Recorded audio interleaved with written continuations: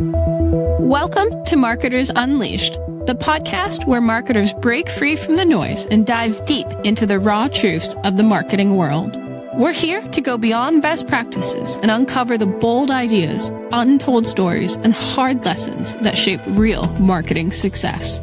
From dissecting daring campaigns to confronting the challenges keeping us awake at night, we're unleashing honest, unfiltered conversations to inspire, educate, and challenge you to think differently.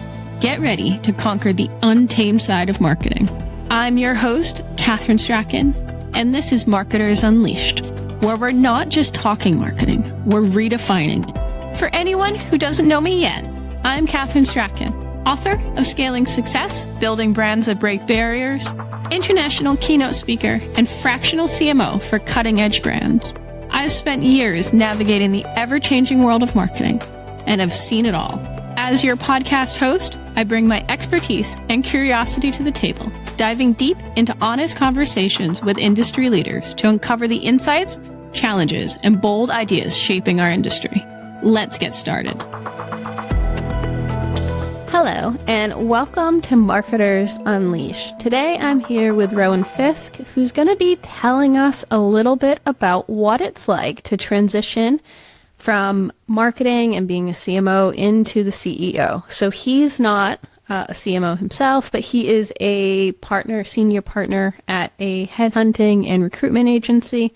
So he knows all about switching it up with your career and making changes within that senior leadership role.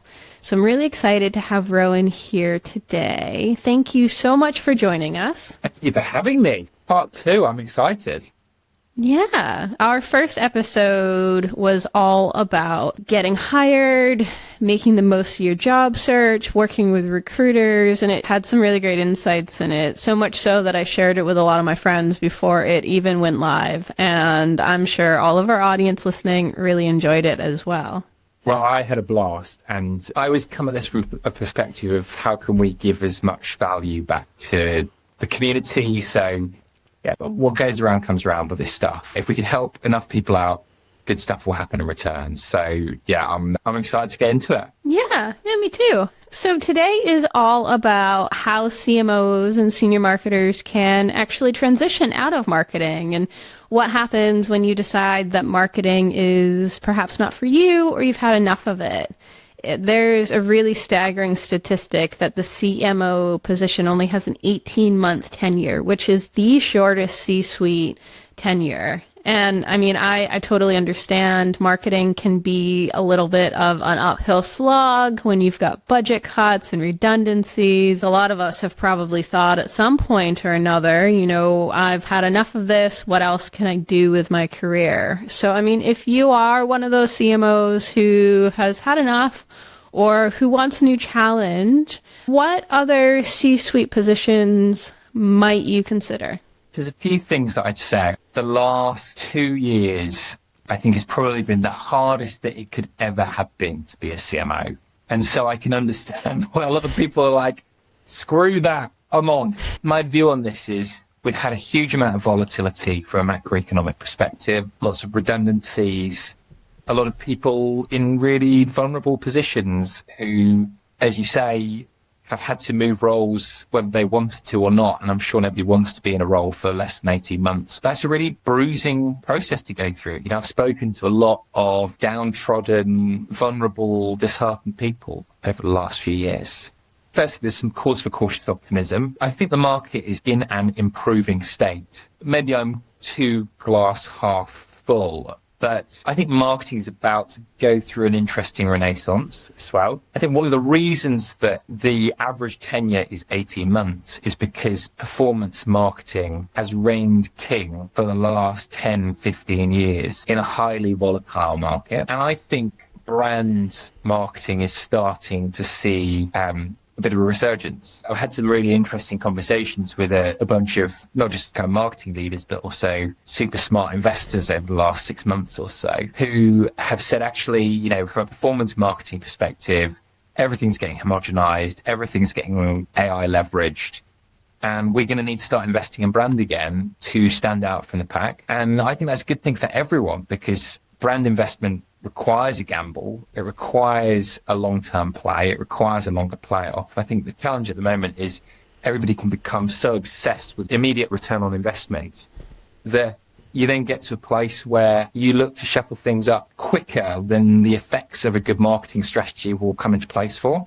And so I think firstly some cause for cautious optimism. But if you're still one of those that goes, actually, it's time for me to move on, it's time for me to consider something different, I would think about a few different things. I guess the first thing that I would suggest that you ask yourself is, am I in the wrong environment? And that could be a cultural environment. That could be that you're in the wrong business with the wrong leadership that doesn't believe in the power of marketing.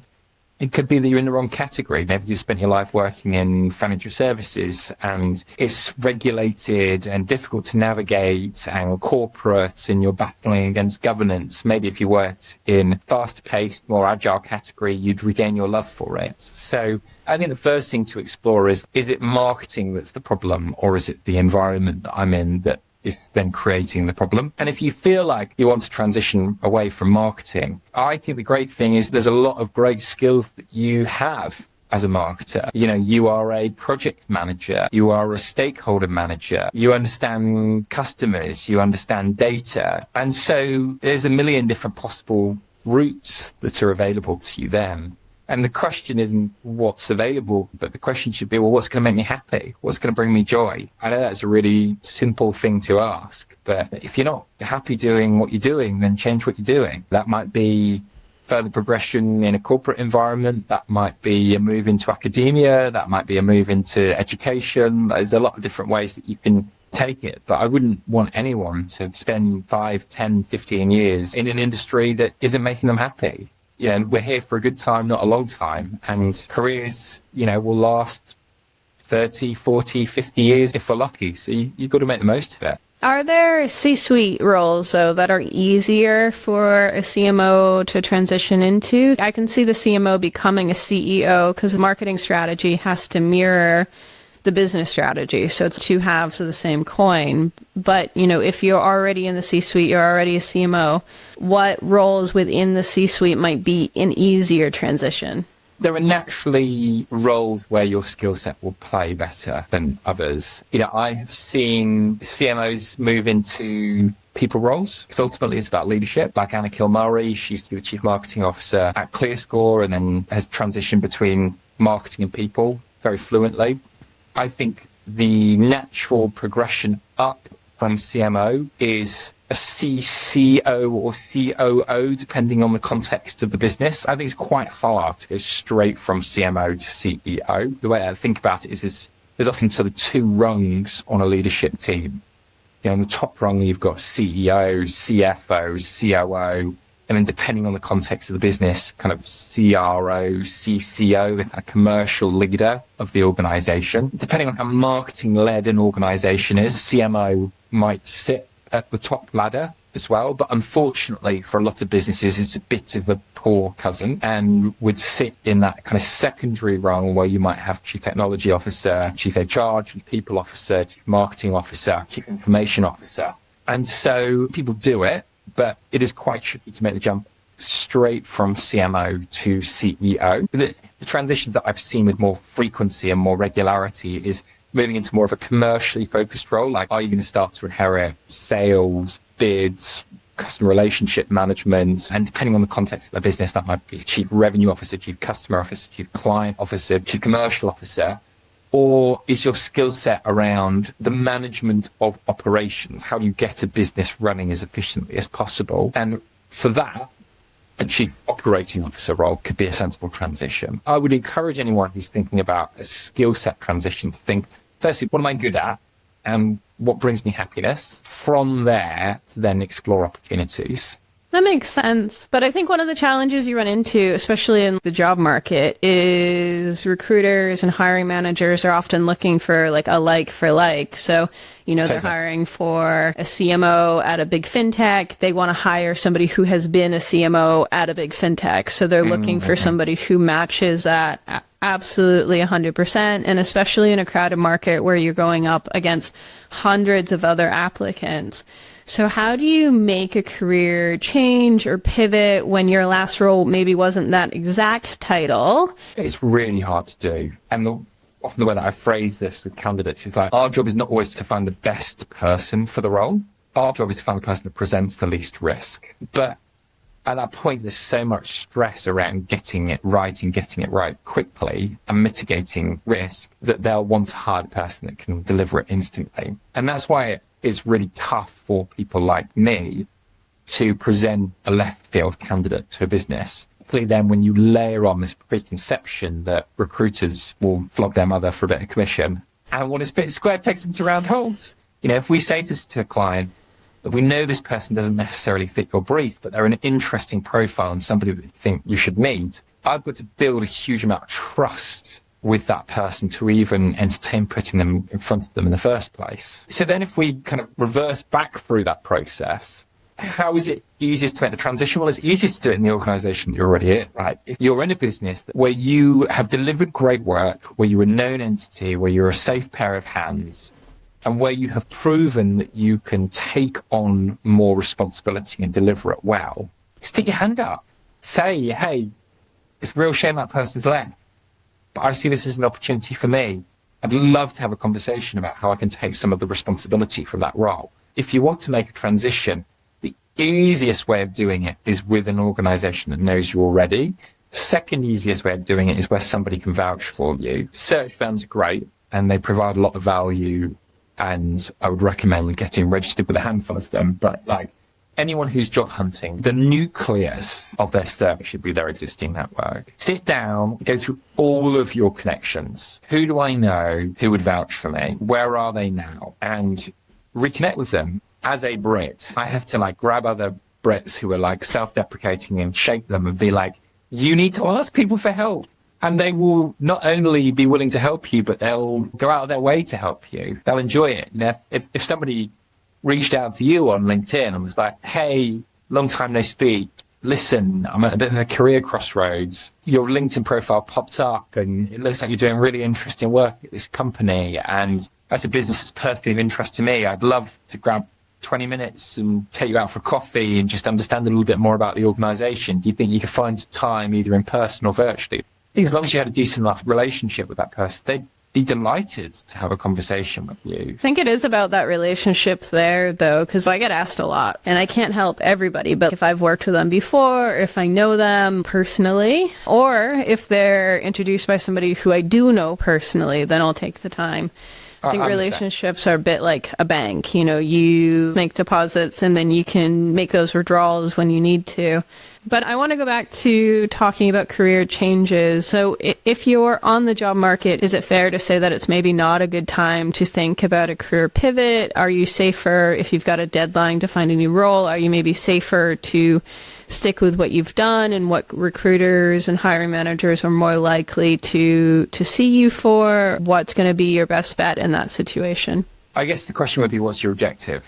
If your objective is to find an opportunity as quickly as possible and you're under a timeline pressure, go and find the exact same job in one of your direct competitors and apply for it, and you'll probably get it. Now, the question is that going to be interesting work? Probably not. I spend my life thinking about value exchange between two parties, right?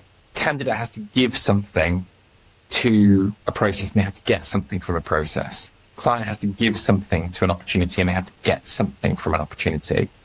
The candidate isn't giving skills to an opportunity, they're not going to get the role in the first place. But if they are getting something from that opportunity, it's not going to interest them enough where they decide that they want to resign from one business to start another.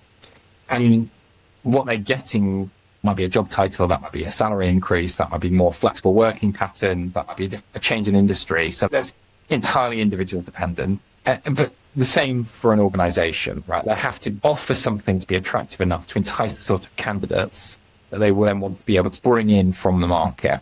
I think about that very mindfully, but I don't think a lot of people do necessarily. It's important to think about these two things as separate entities. If your objective is just get a job as soon as possible, well, you can go and apply for the thing that you've been doing for the last 20 years. If the objective is to go and find interesting work that's different, that's a more challenging thing. It will take you longer. You'll have to put harder work into being able to deliver it. And I appreciate there's not the luxury necessarily to go, well, where do I sit on that spectrum? People have mortgages and kids to feed and financial pressures, all that kind of stuff. But I don't think enough people kind of sit back and do that exercise. They sort of explore opportunities and often talk themselves into something that maybe isn't right for them, but where somebody has expressed interest and said that they are interested. And because they're interested, the candidate has attached value to it. You need to independently see that value for yourself. If you want to find a role that is interesting and challenging and is maybe a growth opportunity for you, whether that's going into a new C-suite or perhaps just taking your career in a slightly different route, apart from tapping into your network, what else can you do to position yourself in the right way? I think you should try and think creatively. Firstly, how do you get to the top of the pile of CVs? Let's say there's 500 applicants. You might be applicant 497. And if you are applicant 497, you're screwed. How do I move from applicant 497 to applicant 1? Figure out who the line manager is, reach out to them directly on LinkedIn, connect with them, let them know you've applied to the opportunity, let them know you're interested. That just means that you're more likely to be considered and more likely to be considered first. It doesn't necessarily mean that they will take the time to then meet you, interview you, assess you, all that kind of stuff. So then what can you do that will make that person think, oh, okay, all right, this is interesting, let's have a chat with them. I love leaving video messages on LinkedIn. Either voice notes or video messages on LinkedIn. They humanize you, they stand you out from the pack. People are likely to at least listen to them and think mindfully before making a decision on whether to progress you or not. And that might be leaning in and saying that I know I'm a bit left field for this, but these are the reasons that I think it would be interesting for us to have a conversation. Or I know I'm left field for this, but here's a deck that I produced for you, or whatever. If you really think this is an interesting opportunity, showing the time commitment, the interest commitment, and the thoughtfulness, I think is a worthwhile exercise. You can't do it for everything, but if you do it intelligently and selectively, at least you're increasing your chances. What final advice would you have for job seekers on the market? What kind of actionable insights can they take from you today? Look, I think the first thing to say is just hang in there. It's improving. It'll get better. Promise. It'll get better. Yeah, I mean, March onwards, we see the most resignations, we see the most new hiring strategies. We're the largest now marketing and digital recruitment agency in the UK. We have rich data as a result. We can see that things are getting busier month on month. There's been some busier months, have been some quieter months, but the mood music is shifting, both in terms of the volume of work that we receive as a firm, but also, I spend all day speaking to CMOs and people who were struggling to find a role 12 months ago, not just a role, but like an interview, are now in multiple processes, like stuff is moving in the right direction. So firstly, to be, open-minded and consider every opportunity, but also to just be really patient and wait for the right thing. And I think the longer you wait, the better the market is, the more it will improve, the more opportunities will present themselves to you. I think there's great value in doing interim work in a market like this. When there's a bit of uncertainty, interim tends to do pretty well, and it keeps your cash flow going, which allows you to be more selective about the permanent opportunity that you take on. And then aside from that, network like crazy, meet loads of people, ask for help. It's a tough, vulnerable, exposing place to be as a job hunter. And it is okay to feel anxious and worried. You can only control what you can control. So if you are speaking to the right people with enough frequency, showing up in the right places, good stuff will come to you. There are some great candidates out there that businesses are going to be backflipping with excitement over when they end up signing them. So hang in there. We'd love to speak to people who are in market and actively looking for new roles. So fingers crossed you find something great.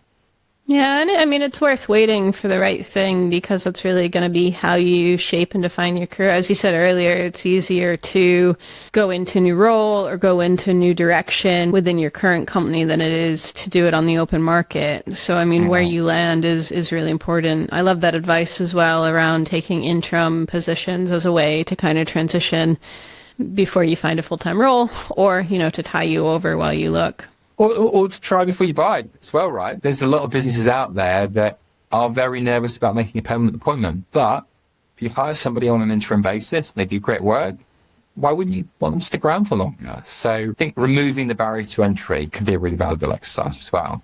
Absolutely. Absolutely. Well, thank you so much for joining us today. Some really great, actionable insights. And I love talking with you. I learn something new every time I do. So thank you so much for joining us today. Pleasure. Thanks for having me. That's a wrap for this episode of Marketers Unleashed. Thank you for tuning in and diving deep with us into the unleashed world of marketing. We hope you're leaving with fresh insights, new ideas, and maybe even a few aha moments to fuel your next big move. If you've enjoyed today's conversation, don't forget to hit that subscribe button so you never miss a new episode. And hey, we'd love to hear from you. Drop us a review or connect with us on LinkedIn to share your thoughts and join in the conversation. Until next time, keep thinking bold, challenging the norms, and unleashing your inner marketer. After all, what's the worst that'll happen? I'm your host, Kathryn Strachan, over and out.